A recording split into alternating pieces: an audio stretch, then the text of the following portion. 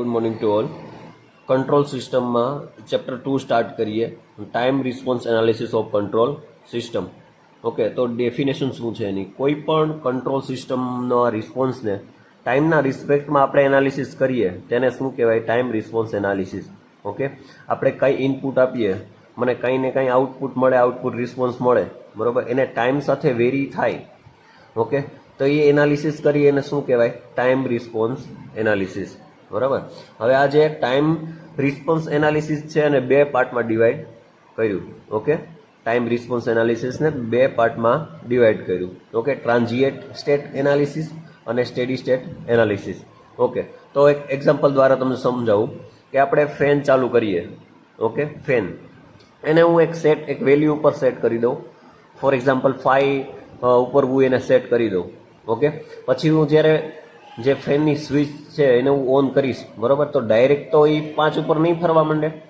એ એની એક સ્ટાર્ટ થશે, ત્યાંથી એક સ્પીડ, ધીમી સ્પીડે સ્ટાર્ટ થશે અને એક 5 ઉપર જે એની વેલ્યુ હતી એ ઉપર એ કન્ટિન્યુઅસલી પછી ફરવા માંડશે. બરાબર.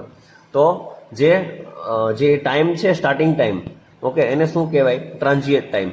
પછી જે સેટ વેલ્યુ ઉપર આવી જાય, કોન્સ્ટન્ટ થઈ જાય, 5 ઉપર ફરવા માંડે, ઓકે, તેને શું કહેવાય? Steady state analysis. જો આ ગ્રાફ તમને આપ્યો છે, તો જે અહીંયા 5 ઉપર હું સેટ કરી દઉં છું, અહીંયા ફેન છે એ 5 ઉપર સેટ કરી દઉં છું, એને શું કહેવાય? ઇનપુટ. મેં ઇનપુટ આપ્યું, બરાબર. પછી અહીંયાથી સ્વિચ ઓન કરી, તો જે તમને ગ્રાફ જોવા મળે છે, ધીમે ધીમે થઈ અને એક કોન્સ્ટન્ટ વેલ્યુ ઉપર આવી જાય છે, બરાબર. એ જે કોન્સ્ટન્ટ આવી જાય છે જે વેલ્યુ ઉપર, એને શું કહેવાય? Steady state analysis. ઓકે, અને જે આ જે ટાઈમ છે, જે સ્પીડ ઇન્ક્રીઝ થાય છે, એ ટાઈમને શું કહેવાય? ટ્રાન્ઝિએન્ટ ટાઈમ. ઓકે, ઇક્વેશન દ્વારા આપણે એવું સમજી શકીએ કે C of T is equal to C transient of T plus C steady state of T. T શું છે? ટાઈમ ડોમેનમાં છે એટલે. ઓકે, તો the analysis on time period of a response before attaining the steady state is defined as the transient response time. મેં તમને કીધું કે બિફોર. ઓકે, પછી ટ્રાન્ઝિયન્ટ રિસ્પોન્સ, એની ડેફિનેશન શું? તો કે આઉટપુટ રિસ્પોન્સના વેરિયેબલ પ્રમાણે જે ફાઇનલ વેલ્યુ આપણને મળે તેને શું કહેવાય? તે સિસ્ટમનો ટ્રાન્ઝિયન્ટ રિસ્પોન્સ કહેવાય. ઓકે, પછી તે ફાઇનલ વેલ્યુ સુધી પહોંચવા માટે જે ટાઈમ લાગે તેને ટ્રાન્ઝિએન્ટ પીરિયડ કહેવામાં આવે છે. અને એને શેના દ્વારા ડિનોટ કરી શકાય? તો કે ટી ઓફ એસ.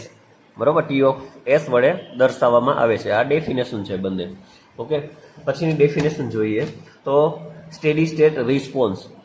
તો ટ્રાન્ઝિએન્ટ પછી સિસ્ટમનો જે ભાગ સ્ટેડી રહી જાય, ઓકે, જે કોન્સ્ટન્ટ રહી જાય, આપણે ડેફિનેશન જોઈએ પ્રમાણે, સમજાવ્યું એ પ્રમાણે, કે એક સ્ટેડી રહી જાય, કોન્સ્ટન્ટ વેલ્યુ પર રહી જાય, ઓકે, તેને શું કહેવાય? Steady state response. બરાબર, અને એને સી એસએસ ઓફ ટી વડે દર્શાવાય. ઓકે, એસએસ શું છે? તો કે સ્ટેડી સ્ટેટ રિસ્પોન્સ. ઓકે, પછી ટોટલ રિસ્પોન્સ. તો ટ્રાન્ઝિએન્ટ રિસ્પોન્સ અને સ્ટેડી સ્ટેટ રિસ્પોન્સના સરવાળાને ટોટલ રિસ્પોન્સ કહેવામાં આવે છે. ઓકે, ખાસ સમજો, ટ્રાન્ઝિએન્ટ રિસ્પોન્સ અને સ્ટેડી સ્ટેટ રિસ્પોન્સના સરવાળાને, સમેશનને શું કહેવાય? ટોટલ રિસ્પોન્સ કહેવામાં આવે છે. ઓકે, ડેફિનેશન ખાસ સમજો. સ્ટેડી સ્ટેટ એરર, નક્કી કરેલા આઉટપુટ અને મળેલા આઉટપુટના ડિફરન્સને શું કહેવામાં આવે છે? Steady state error. જે નક્કી કરેલો જે આઉટપુટ છે અને મળેલા આઉટપુટના ડિફરન્સ, બંનેનો ડિફરન્સને સ્ટેડી સ્ટેટ એરર કહેવામાં આવે છે. અને એના equation C S is equal to S limit 0 S અને ઈ ઓફ એસ. ઓકે, હવે E of S is equal to R of S 1/1 plus or minus G of S dot H of S. Okay, હવે જે આ control સિસ્ટમનો transfer function દ્વારા આપણે સમજીએ તો સી ઓફ એસ ના છેદમાં આર ઓફ એસ, આઉટપુટના છેદમાં ઇનપુટ. ઓકે, તો જી ઓફ એસ ના છેદમાં 1 plus or minus G of S dot H of S. Okay, આ મને ફોર્મ્યુલા મળી જાય. ઓકે, પછીનું ડેફિનેશન છે ડેમ્પિંગ. તો આઉટપુટના ઓસિલેશનને કંટ્રોલ કરતું મિકેનિઝમ. ઓકે, આ સિમ્પલ ડેફિનેશન છે કે આઉટપુટના ઓસિલેશનને કંટ્રોલ કરતું મિકેનિઝમ, એને કહેવાય ડેમ્પિંગ. ઓકે,